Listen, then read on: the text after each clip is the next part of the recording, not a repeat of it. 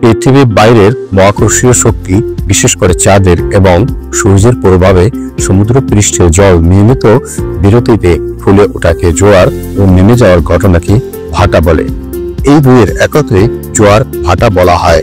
জোয়ার ভাটার ফলে সমুদ্রের যে তরঙ্গের সৃষ্টি হয় তাকে জোয়ার তরঙ্গ বলে। জোয়ারের জল উপকূলের দিকে অগ্রসর হলে জল সমতলে যে উত্থান ঘটে তাকে জোয়ারের জলের সর্বোচ্চ সীমা, এবং ভাটার জল সমুদ্রের দিকে নেমে যাওয়ার সময় জল সমতলে যে পতন ঘটে তাকে জোয়ার জলের সর্বনিম্ন সীমা বলে। প্রতি 12 ঘন্টা পর পর জোয়ার ভাটা হয়ে থাকে, অর্থাৎ দিনে 2 বার জোয়ার ভাটা হয়। অন্তরালের এই পর্বে জোয়ার ভাটা সম্পর্কে আলোচনা করব, সঙ্গে থাকুন শেষ পর্যন্ত।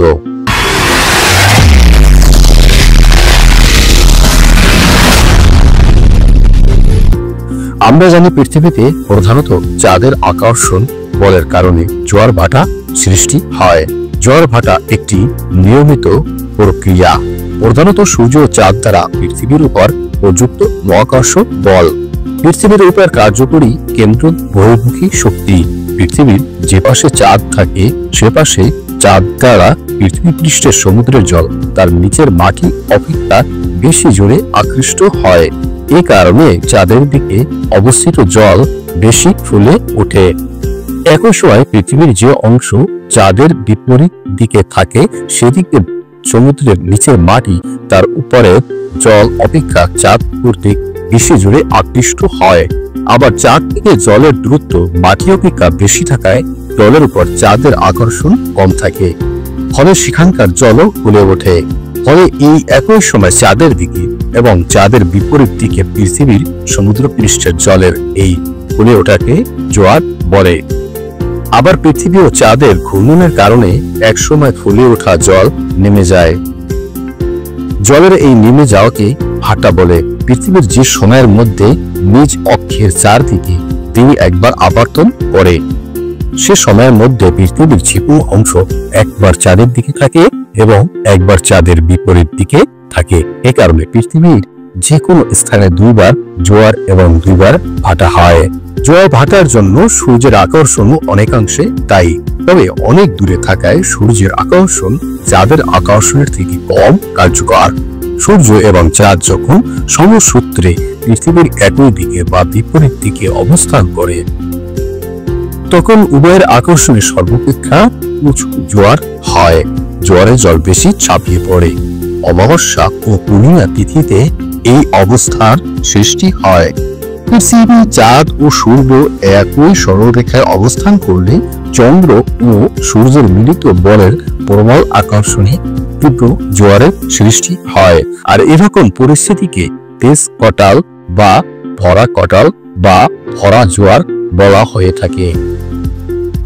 কৃষ্ণপক্ষ ও শুক্লপক্ষের সপ্তমী ও অষ্টমী তিথিতে চাঁদ ও সূর্য পৃথিবীর সঙ্গে পরস্পর সমকোণে থাকলে চাঁদের আকর্ষণে যেদিকে জলরাশি ফুলে ওঠে ঠিক তার সমকোণে সূর্যের আকর্ষণেও সমুদ্রের জল ফুলে ওঠে। চাঁদ ও সূর্যের আকর্ষণ বল পরস্পর বিপরীতে কাজ করায় সমুদ্র পৃষ্ঠের জল রাশি বিশেষ ফুলে ওঠে না। এ সময় সবচেয়ে নিচু জোয়ার হয়। এইভাবে সৃষ্ট জোয়ারকে মরা কটাল বা মরা জোয়ার বলে। 1 মাসে 2 বার মরা কটাল হয়ে থাকে। চন্দ্র পৃথিবীর চারদিকে আবর্তনকালে পৃথিবীর যে অংশ চন্দ্রের নিকটবর্তী হয় সেখানে চন্দ্রের আকর্ষণ সর্বাপেক্ষা বেশি হয়ে থাকে। এই আকর্ষণের চারদিক হতে জলরাশি এসে চন্দ্রের দিকে ফুলে ওঠে এবং জোয়ার হয়।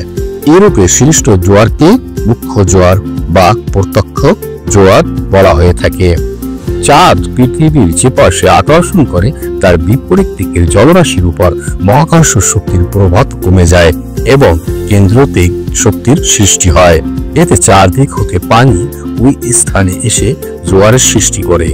এভাবে চাঁদের বিপরীত দিকে যে জোয়ার হয় তাকে গৌণ জোয়ার বা পরোক্ষ জোয়ার বলে। আকর্ষ বলের প্রভাব ছাড়া উপকূলের ধরন, উপসাগর, মোহনা, স্থানীয় বায়ু প্রবাহ এবং আবহাওয়া জোয়ার ভাটার উপর অত্যন্ত ক্রিয়াশীল। সমুদ্র তলের ভূমিরূপের পার্থক্যের কারণে পৃথিবীর বিভিন্ন অঞ্চলের জোয়ার ভাটার উচ্চতায় পার্থক্য দেখা যায়। কোনো নির্দিষ্ট স্থানে নির্দিষ্ট একটি সময় মুখ্য জোয়ার হওয়ার 12 ঘন্টা 26 মিনিট পরে সেখানে গৌণ জোয়ার হয় এবং মুখ্য জোয়ারের 24 ঘন্টা 52 মিনিট পর সেখানে আবার মুখ্য জোয়ার হয়ে থাকে। তাই প্রত্যেক স্থানে জোয়ারের 6 ঘন্টা 13 মিনিট পরে ভাটা হয়। এই পৃথিবীর চারদিকে একবার ঘুরে আসতে চাঁদের সময় লাগে প্রায় 27 দিন। পৃথিবী যখন 24 ঘন্টায় একবার নিজের মেরুদণ্ডের চারদিকে আবর্তন করে তখন চাঁদ নিচের অক্ষের এক অংশ বা 360 ডিগ্রি ভাগ 27 সমান 13 ডিগ্রি পথ এগিয়ে যায়। এই 13 ডিগ্রি পথ অতিক্রম করতে পৃথিবীর আরো 13 গুণ 4 মিনিট সমান 52 মিনিট সময় লাগে।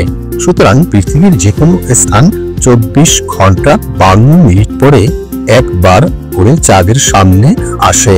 তাই প্রতিটি মুখ্য বা গৌণ জোয়ার 24 ঘন্টা 52 মিনিট পরে অনুষ্ঠিত হয় এবং একটি নির্দিষ্ট স্থানে একদিন যে সময় মুখ্য জোয়ার হয় সেই দিন তার 12 ঘন্টা 26 মিনিট পরে সেখানে গৌণ জোয়ার অনুষ্ঠিত হয়। আর যে দুই স্থানে জোয়ার হয় তাদের সমকোণে অবস্থিত স্থান দুটিতে সব সময় ভাটা হয় বলে প্রত্যেক জায়গায় জোয়ারের প্রায় 6 ঘন্টা 13 মিনিট পরে সেখানে ভাটা হয়। প্রিয় দর্শক, আজ এই পর্যন্ত। আগামী ভিডিও দেখার আমন্ত্রণ জানাচ্ছি। সেই পর্যন্ত ভালো থাকুন, সুস্থ থাকুন।